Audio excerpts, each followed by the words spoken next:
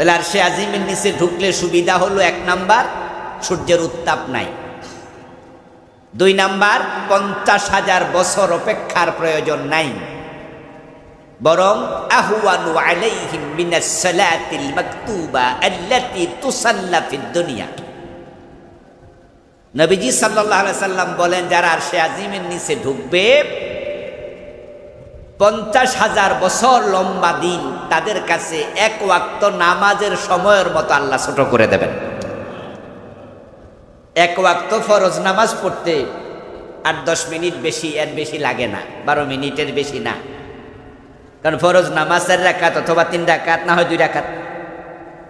মাগরিব হলো 3, ফজর হলো 2, বাকি 4। এশা পড়তে, ফজর পড়তে যে টাইম লাগে 12 মিনিট 10 মিনিট, 50,000 বছরকে আল্লাহ তাআলা ছোট বানিয়ে দেবে। সুবহানাল্লাহ। তারপরে সুবিধা হলো আমলনামা ডান হাতে আসবে। এরপরে সুবিধা হলো আমলনামাটা পড়া লাগবে না। আর সর্বশেষ সুবিধা, বিনা হিসাবে জান্নাত মিলবে। এজন্য আল্লাহ আমাদের সকলকে আরশে আজিমের নিচে থাকার ব্যবস্থা করুন, বলেন আমিন। এখন এই আরশের নিচে 7 ব্যক্তি থাকবে।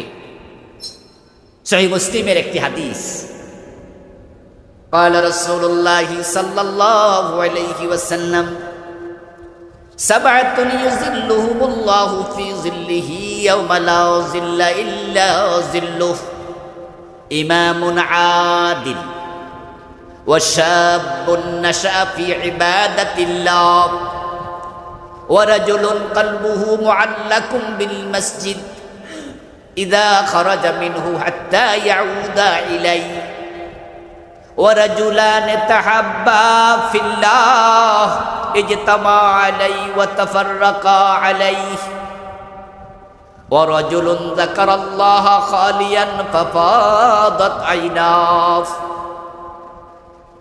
ورجل دعته امرأة ذات حسب ونسب حسب وجمال فقال إني أخاف الله ورجل تصدق بصدقة فأخفاها حتى لا تعلم شماله ما تنفق يمينه رواه مسلم।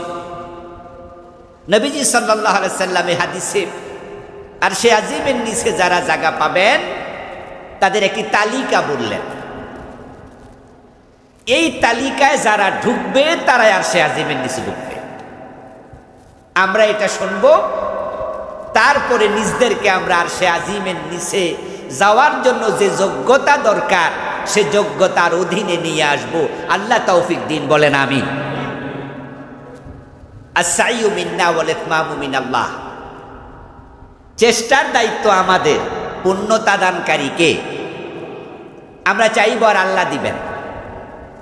তো যেহেতু কোরআনে আল্লাহ বলছে লাইসা লিল ইনসান ইল্লা মা সাআ, মানুষ যা চায় তা পায়। তো আল্লাহ তো কখনো কথার খেলাপ করে না।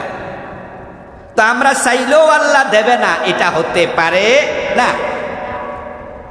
আর আমাদেরকে আল্লাহ চাইতে বলেছেন। পবিত্র কোরআন মাজিদের অন্য আয়াতে আল্লাহ তাআলা বলছেন, ওয়াল্লাযীনা জাহাদু ফীনা লানাহদিয়ান্নাহুম সুবুলানা।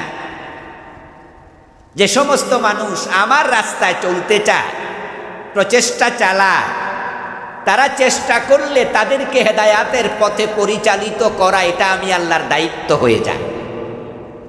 আমি অবশ্যই তাদেরকে পথ দেই। আল্লাহ কি কৃপণ না দানশীল? নিশ্চয়ই তিনি এতটাই দানশীল, তার মতো দান কেউ করতে পারে না। সুতরাং তার বান্দারা আরশে আজিমের নিচে জায়গা চাইবে আর আল্লাহ জায়গা দেবেন না, এটা হবে না। চাইলে পাওয়া যাবে, চাওয়া দরকার। কিন্তু আল্লাহর একটা অভ্যাস হলো, সুন্নাহ হলো, আল্লাহ কাউকে জোর করে হেদায়াত দেন না। হিদায়াতের জন্য, জান্নাতের জন্য কামনা লাগে, ভাষণা লাগে। আর আল্লাহর আরশের নিচে জায়গা এত বেশি, তামাম পৃথিবীতে যত মানুষ আছে যারা জাহান্নামী হবে তাদের সংখ্যা হবে এত বেশি। নবীজি সাল্লাল্লাহু আলাইহি সাল্লাম বলছেন জান্নাতি এবং জাহান্নামী তাদের অনুপাত হবে 1000-এর মাঝে জান্নাতি হবে একজন আর জাহান্নামী হবে 999 জন। যত জাহান্নামী আছে আল্লাহ যদি জাহান্নামীদেরকেও আরশের নিচে জায়গা দিতে চান, আল্লাহর আরশ এত বড়, সব মানুষের জায়গা আরশে আজিমের নিচে হয়ে যাবে। অথচ 1000-এর মাঝে 999 জন যদি জাহান্নামী হয় তাহলে জান্নাতি মাত্র একজন, তো আরশে আজিমের নিচে জায়গা তো খালি হইয়া থাকবে। আমি তো টোটাল মানুষকে বলেছি সবাইরে জায়গা দিতে চাইলেও জায়গা হতো, তো সবাই তো এখানে আসবে না। আজকে জুমার নামাজে আসে নাই, এ এলাকায় এমন লোক নাই, তো হেরে আল্লাহ জোর করে জান্নাত কেন দেবে আর সে আজিমের নিচে কেন দেবে? এই যে মসজিদটা এই পর্যন্ত জমি কেনা থেকে আজকে যে পর্যন্ত হলো, এখানে টাকা খরচ হয়ে গেছে কয়েক কোটি, জায়গার দাম সহ কত কোটি হবে সভাপতি সাহেব? জায়গার দাম জায়গা 4.5 কোটি, খরচ হয়েছে 2,41,00,000,000, তাহলে 6.5-7 কোটি টাকার কাছাকাছি। অথচ একটা টাকাও দেয় নাই এমন লোক কি এলাকায় নাই? 1 পয়সা দেয়। বরং মসজিদটার দিকে একটু মায়ার নজরে তাকায় নাই এমন জালেমও আছে। হিন্দুর সন্তান না, অমুসলিম না।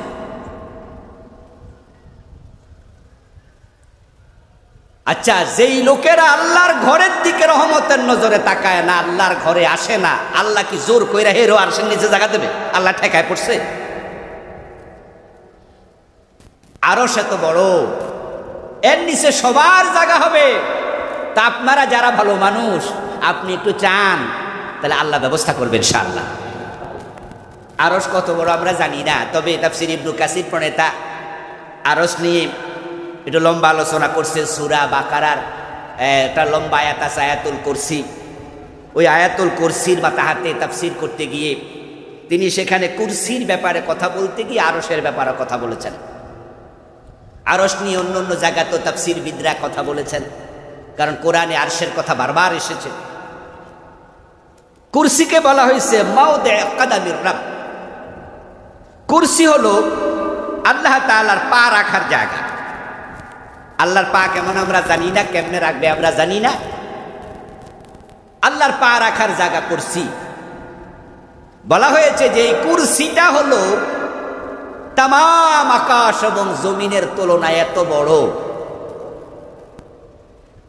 যদি মরুভূমিতে একটি আদলি পয়সা, সিকি পয়সা রেখে দেওয়া হয়, তাহলে টোটাল মরুভূমির তুলনায় সিকিটা যত ছোট, আল্লাহর কুরসির তুলনায় আকাশ এবং জমিন অত ছোট। তাহলে এবার আকাশ এবং জমিন মহাবিশ্বের তুলনায় কুরসি কত বড়। আর ওখানে আল্লাহ পা রাখেন।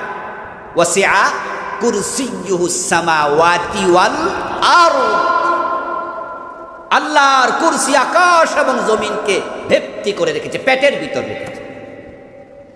টোটাল আকাশ জমিন।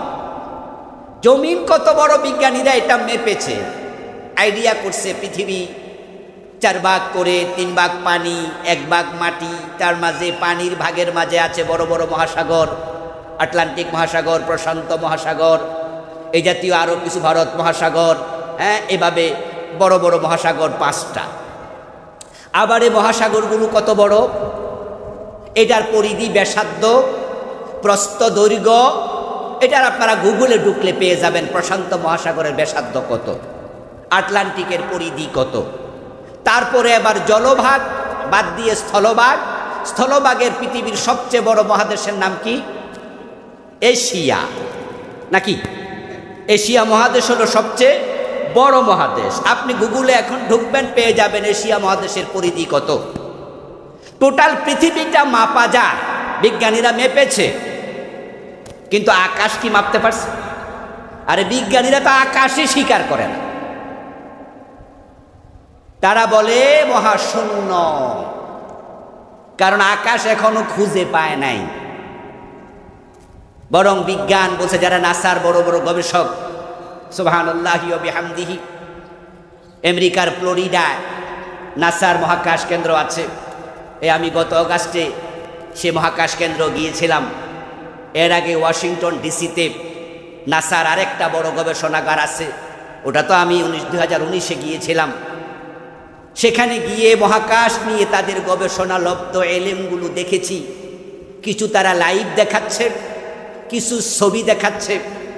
এবং ফ্লোরিডার যে মহাকাশ কেন্দ্র নাসার, সেখানে তারা চাঁদ থেকে মাটি এনেছে।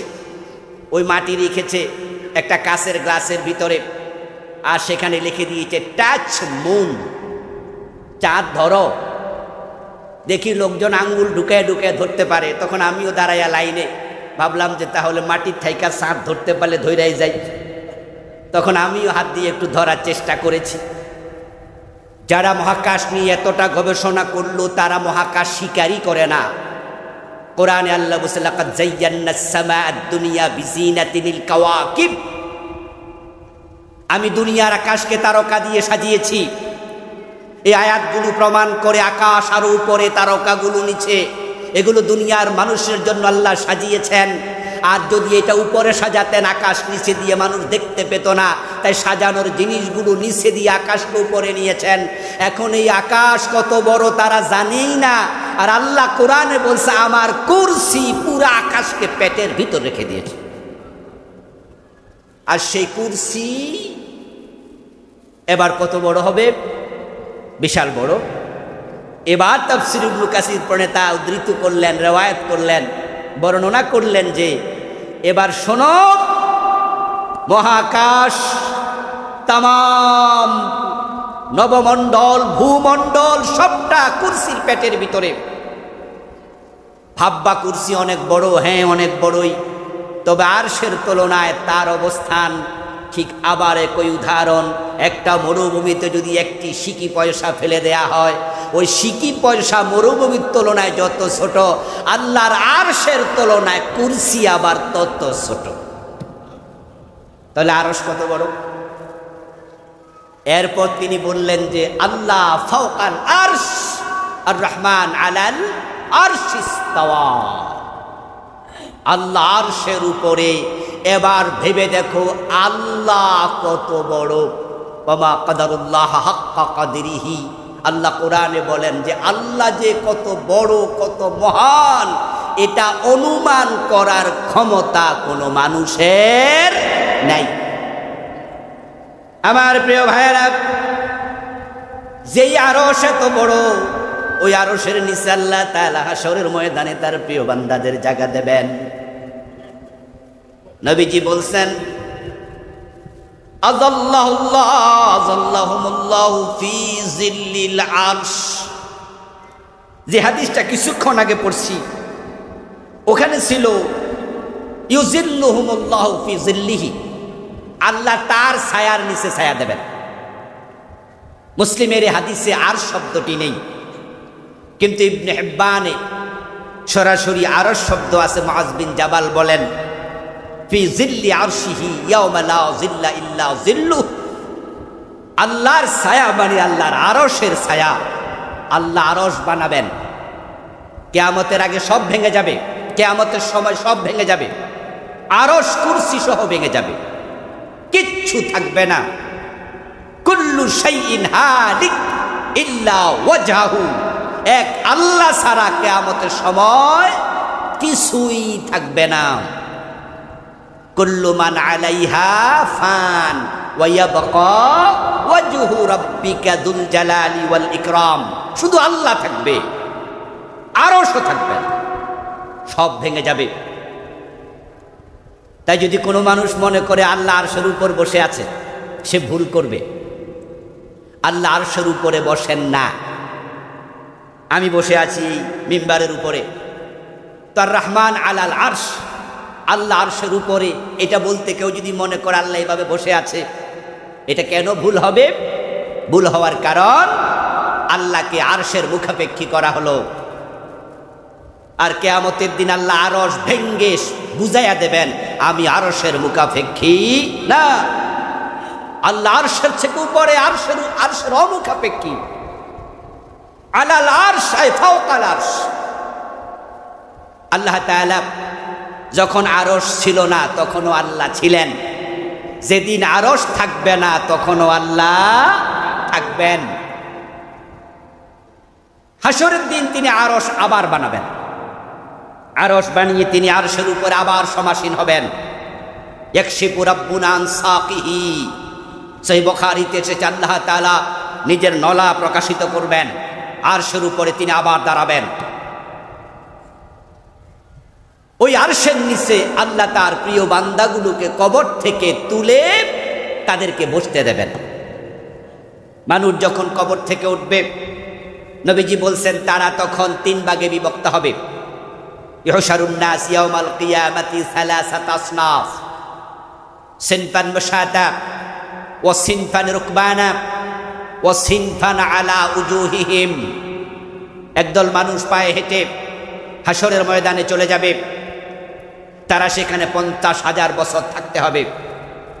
আরেক দল মানুষ আলা উজুহিহিম, কবর থেকে ওঠার সাথে সাথে তাদেরকে উল্টিয়ে দেয়া হবে।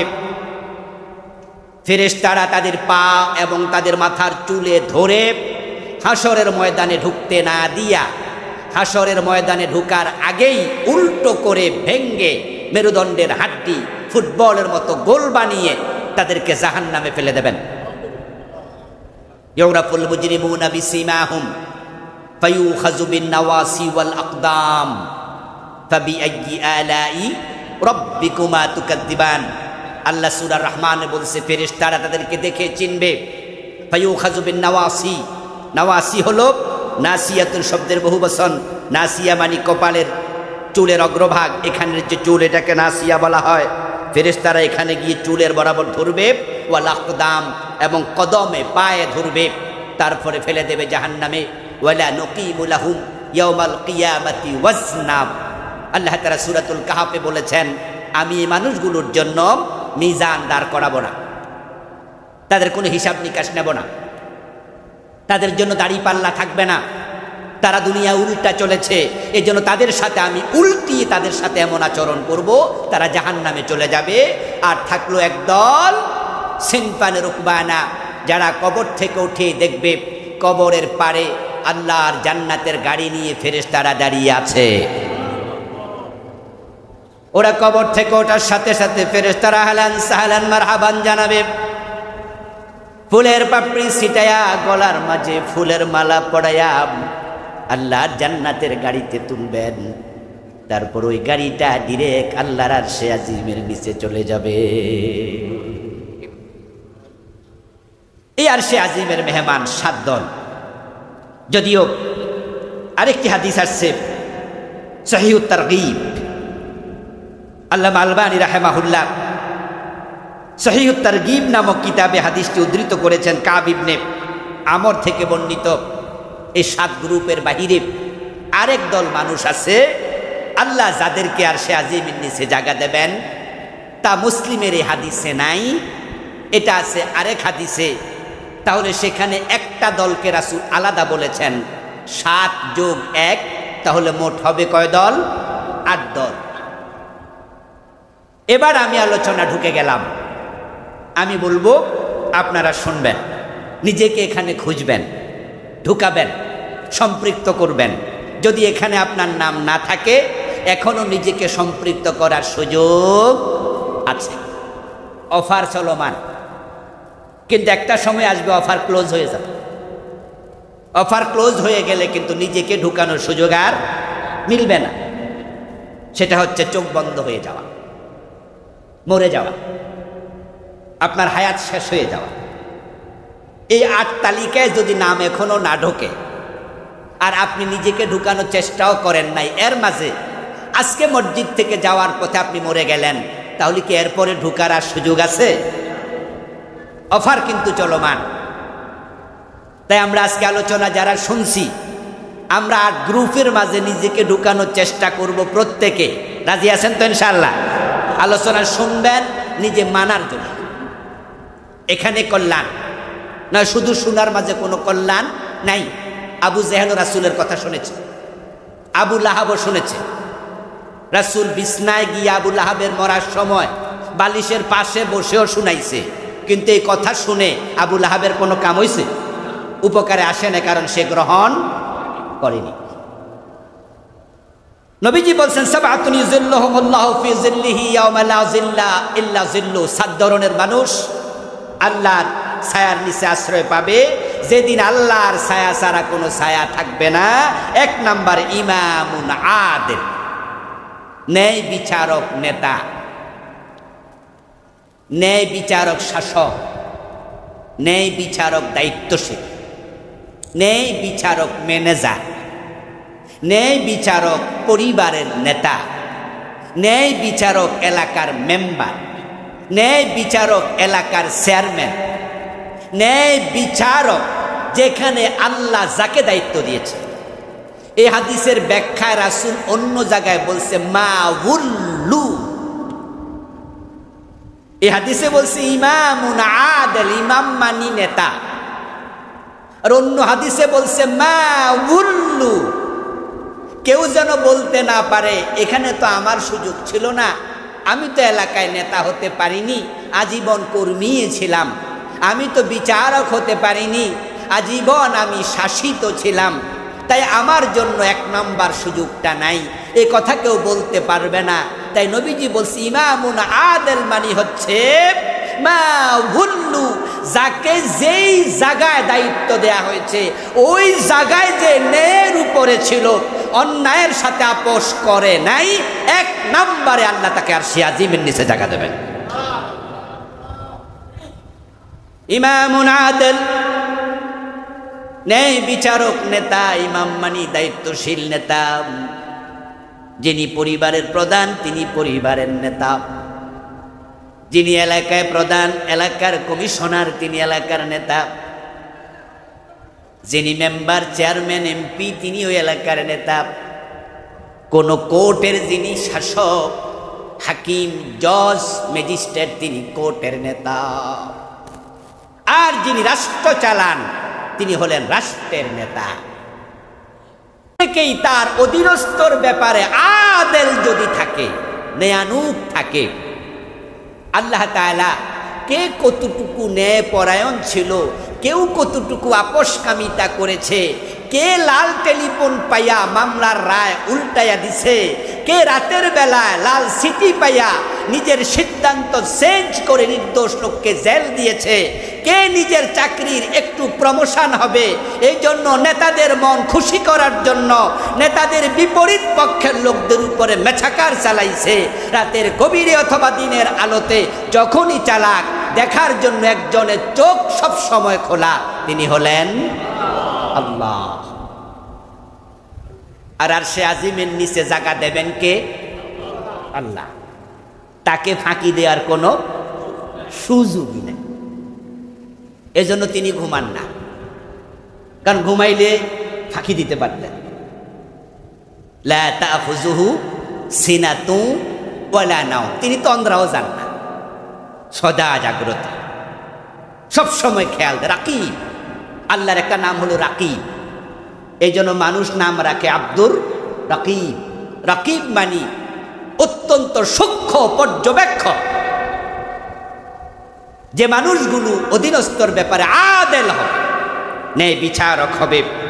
নবীজি বলছেন হাসরের ময়দানে আল্লাহ তাআলা তাদেরকে আরশে আজিমের নিচে জায়গা দেবেন। আমরা ব্যাখ্যায় আর একটু পরে আসছি। 2 নাম্বার শাবুন নাশআ ফি ইবাদাতিল্লাহ, ওই যুবককে আল্লাহ আরশে আজিমের নিচে জায়গা দেবেন যেই যুবক যৌবনে ইবাদত করেছে, যৌবনে ইবাদতে কোনো ফাঁকিবাজি করে নাই। ওই যুবকদের জন্য সুসংবাদ, আজকের মসজিদও যারা আছে একবারে দাড়িতে হাত দেয় নাই, যখন থেকে দাড়ি উঠেছে তখনই রেখে দিয়েছে, যৌবনে নামাজ ছাড়ে নাই, বরং বালেগ হওয়ার আগ থেকে 5 ওয়াক্ত নামাজ অভ্যস্ত হয়েছে। কোন রকমের ফাঁকি, ইবাদতের ক্ষেত্রে আল্লাহকে দেয় নাই, বরং ইবাদত করেছে। ইবাদত করতে করতে সে যৌবন পার করে সে তার প্রৌঢ়ত্বে গিয়েছে। ওই যুবককে আল্লাহ তাআলা ডেকে তার আরশে আজিমের নিচে নিয়ে যাবেন। প্রিয় ভাইরা, আপনারা যারা দাড়ি পাকা আছেন, বুড়ো মানুষ আছেন, দ্বিতীয় অংশে এসে আপনারা হয়তো কেউ কেউ আফসোস করবেন যে হুজুর, এখন আমরা তো যৌবনে অনেক পাপ করে ফেলেছি, এখানে করণীয় কি? আপনার জন্য তো আছে বাকি 6টা, ওইখানে আপনি চলে যান। আর এখানে আপনার জন্য আছে আপনার সন্তানকে আপনি যৌবনে ইবাদত শিখান। কারণ কোরআনে পাওয়া যায়, ওয়াম্মা মান উতিয়া কিতাবাহু বিয়ামিনিহি ফাসাউফা ইউহাসাবু হিসাবান ইয়াসীরা ওয়া ইয়ানকালিবু ইলা আহলিহি মাসরুরা। যারা ডান হাতে আমলনামা পাবে ওই মানুষগুলো তখন আমলনামা পাওয়ার পরে জান্নাতে ঢুকে যাবে না, বরং তারা তাদের পরিবারকে খুঁজবে, বাবাকে খুঁজবে, মাকে খুঁজবে, আত্মীয় স্বজনকে খুঁজবে, তাদেরকে আমলনামা দেখাবে, দেখো আমার আমলনামা কত চমৎকার। সেদিন আপনার যুবক সন্তানকে আপনি যৌবনে ইবাদত শিখিয়েছেন, নিজে হয়তো অনেক পাপ করে ফেলেছেন, কিন্তু আপনি এই মুহূর্তে সিদ্ধান্ত নিয়েছেন যে না, আমার সন্তানকে আমি আমার মতো করে পাপাচারের পথে বড় করব না, বরং তাকে আমি ঠিকঠাক রাস্তায় রেখে বড় করতে চাই। তাহলে আপনার সন্তান ডান হাতে আমলনামা পাবে, আরশের নিচে জায়গা পাবে, আল্লাহর কাছে বলবে, আল্লাহ আমার বাবাকে ছাড়া আমি জান্নাতে যাব না। আপনার সন্তান আপনার নাজাতের ওসিলা হতে পারে।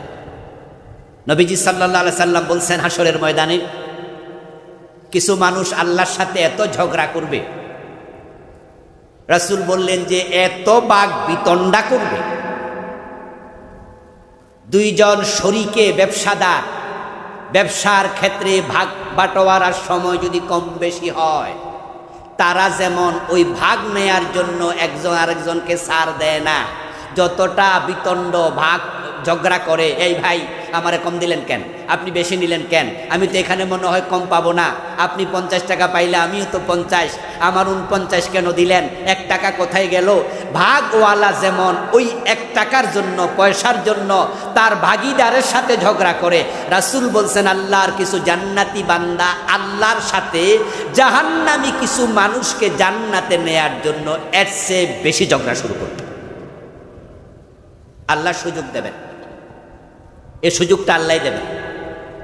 ডান হাতে আমলনামা পেয়েছে, ফাদখুলি ফি ইবাদি ওয়াদখুলি জান্নাতি, আল্লাহ বলবে জান্নাতে ঢুকে যাও, কিন্তু ঢুকবে না, দাঁড়িয়ে থাকবে, আল্লাহ আপনি আমাকে জান্নাতে ঢুকতে দিলেন, আমার বাবা কই? আমার বাবাই তো যৌবনে আমাকে ইবাদত করতে শিখিয়েছিল, সাথে করে ফজরের নামাজে জামাতে নিয়েছিল, আমাকে রোজা রাখতে বাধ্য করেছিল। আমি যৌবনকালে আমি তো বুঝি না, পোলাপান মানুষ, এদিক সেদিক ছুটতে চেয়েছিলাম, বাবা আমাকে ধরে রেখেছিল। আমার বাবাই তো যৌবনে আমাকে আল্লাহর পথ চলতে শিখিয়েছে, যার কারণে আরশের নিচে আমি আজকে বসলাম, ওই বাবা কোথায়? আল্লাহ বলবেন তোমার বাবা তার আমলের কারণে ধরা পড়ে গেছে।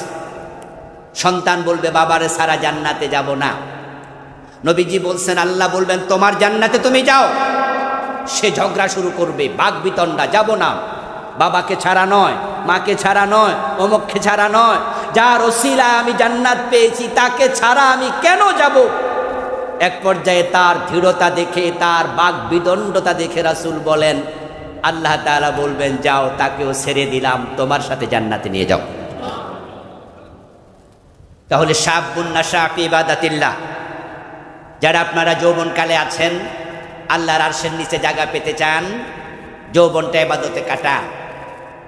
আল্লাহ তাআলা সূরা আল কাহফে একদল যুবককে নিয়ে লম্বা আলোচনা করেছেন। বুড়া মানুষকে নিয়ে কোরআনে এ জাতীয় কোনো আলোচনা নাই। আল্লাহ তাআলা সূরা আল কাহফে একদল যুবক প্রসঙ্গে লম্বা আলোচনা করতে গিয়ে তিনি সেখানে বলেছেন, ইন্নাহুম ফিতিয়াতুন আমানু বিরাব্বিহিম ওয়া জিদনাহুম হুদা।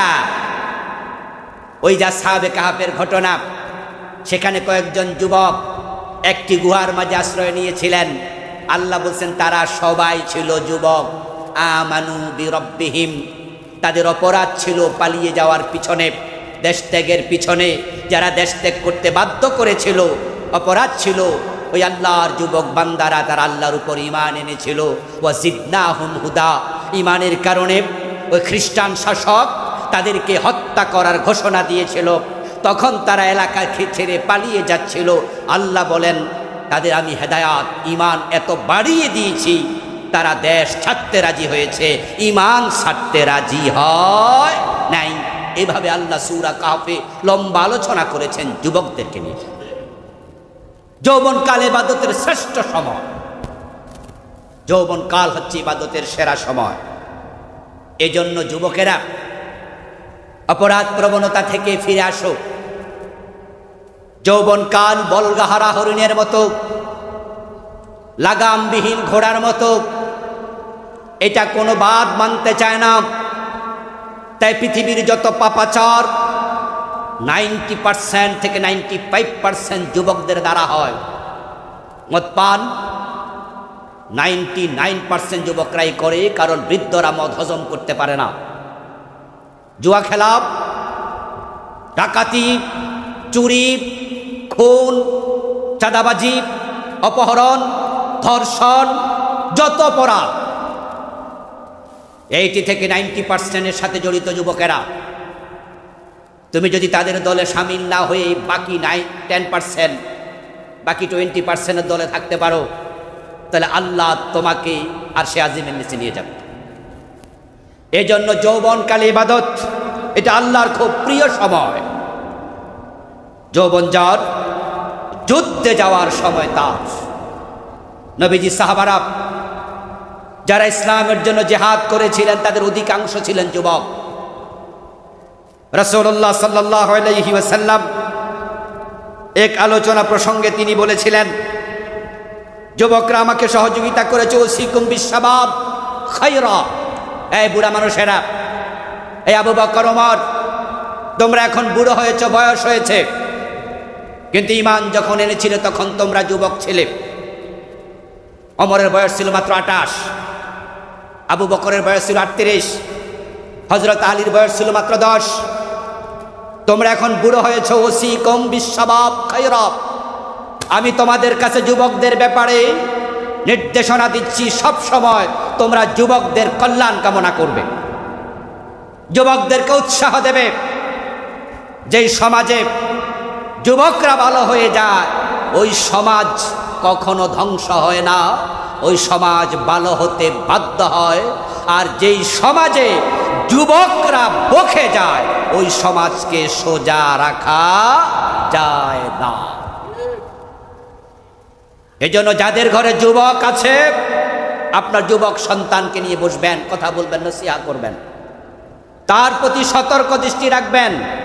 আপনি দাদা, নানা, আপনার নাতি যুবক, তার প্রতি খেয়াল রাখবেন। নবীজি বলছে, ওসিকুম বিশাবাবে খায়রা ফাইন্নাহুম আরাক্কু আফইদা।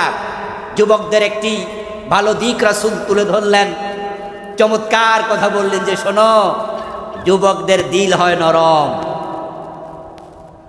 ওদেরকে বুঝাইতে পারলে ওদের দ্বারা এমন কাজ হবে যেটা বৃদ্ধ লোকের দ্বারা হবে না।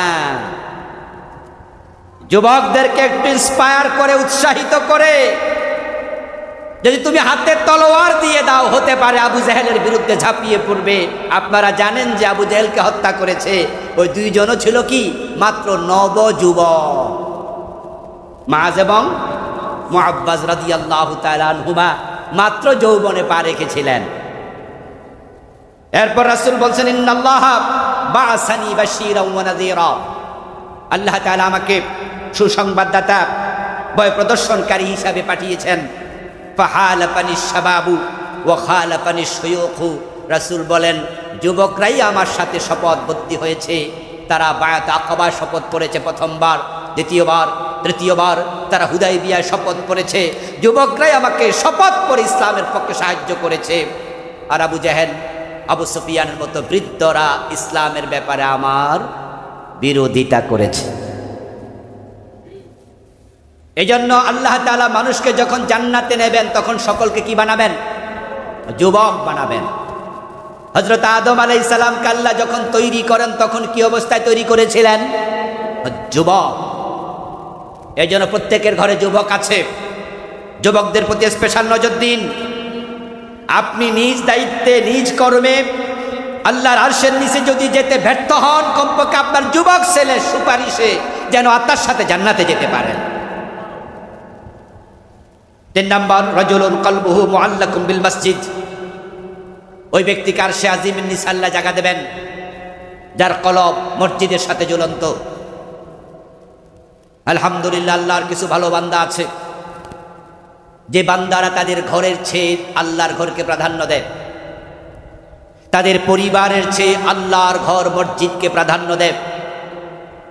নিজের সন্তানের যতটা খবর রাখে, মসজিদের খবর রাখে তার চেয়েও বেশি। এই যে মসজিদে আমরা বসে আছি, আল্লাহ 2-4 প্রিয় বান্দার অতি উদ্যোগ না থাকলে আমরা এই পরিবেশটা এত তাড়াতাড়ি পেতাম না।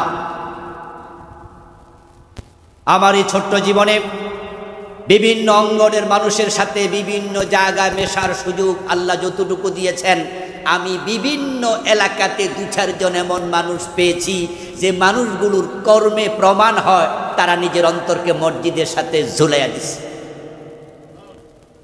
এমন প্রতিটা এলাকাতে 2-4 জন লোক আছে, তবে তাদের সংখ্যাটা কম। মসজিদের সাথে হৃদয় ঝুলানো অনেক ব্যাখ্যা, তার মাঝে অন্যতম ব্যাখ্যা হচ্ছে মসজিদের খবর রাখা, মসজিদ তৈরি করা, মসজিদ ম্যানেজমেন্ট করা। মসজিদের ইমাম কেমন হবে এমন ইমাম আমাদের রাখা দরকার, যে ইমামের তেলাওয়াত বড় হৃদয় বিগলিত।